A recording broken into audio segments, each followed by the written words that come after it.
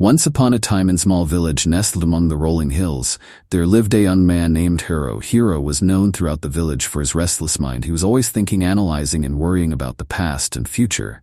His mind was cluttered with thoughts, and he could never find peace. One day, Hiro heard about a renowned Zen master who lived on top of a distant mountain.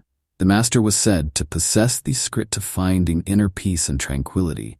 Intrigued, Hiro decided to embark on a journey to seek the wisdom of the Zen master. After days of arduous travel, Hiro finally reached the top of the mountain. There he found the Zen master sitting quietly, his eyes closed in deep meditation. Hiro approached the master and bowed respectfully.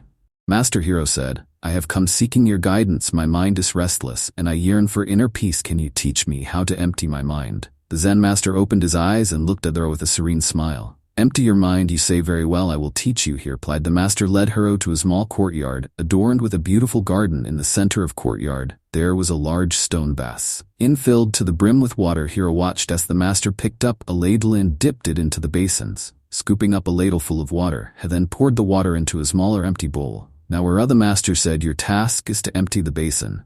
You must transfer all the water from the basin to a smaller bowl without spilling a single drop."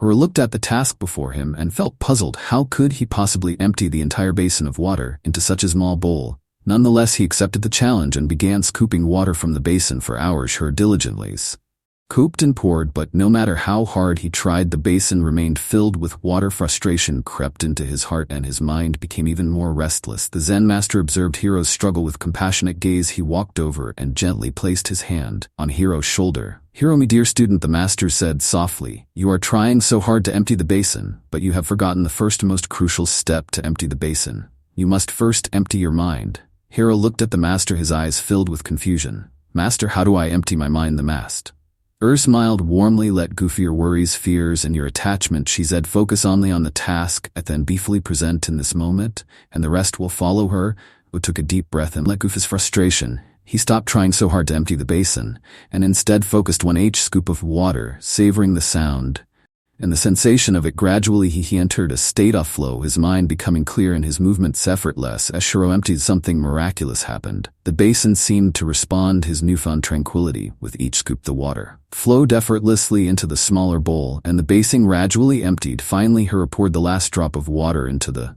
small bowl. He looked at the Zen master with amazement and gratitude.